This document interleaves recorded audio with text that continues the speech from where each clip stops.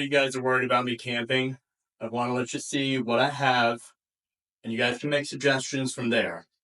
So first up, I have a sleeping mat, so I'm not sleeping on the ground. It feels somewhat soft. I do have two tarps. These two tarps, one will be for the ground before I put my tent down. The other one is going to be a just in case tarp.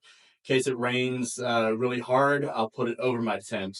From there, I have a 30-degree sleeping bag. I think the weather's supposed to be in the 50s when I go, so they say 15 to 20 degrees, lower. I have a hammock just in case. I was told by a user in my last video I needed a hammock, so I have my hammock. I have a tent. I have my backpack, which will store all of this somehow. I'll figure it out. Over here, I have a basic first aid kit. I have extra socks that are vacuum sealed with silica gel, whatever it's called. Make sure they don't get wet. They stay nice and dry. I have bungee cords that I will attach to this to help out during my trip. On top of that, I have multiple ways to make fire. I have flint, I have lighters, and I have wind and waterproof matches. That should suffice. I have baby wipes because honestly, I keep these in my car, and how does anybody not have baby wipes? Like, you need them for everything. I also have a somewhat trauma kit. I've got a splint, I've got tourniquet, gauze, tape, I've got Benadryl, Band-Aids, Neosporin, I've got stop bleed in here. This is basically my trauma kit. I have an emergency blanket in case I go into shock or a bear goes into shock or it just gets really cold. I have a headlamp. I also have a flashlight. Both of these use AAA. That way I only have to carry one spare set of batteries, AAA. Bear spray wrapped up in here.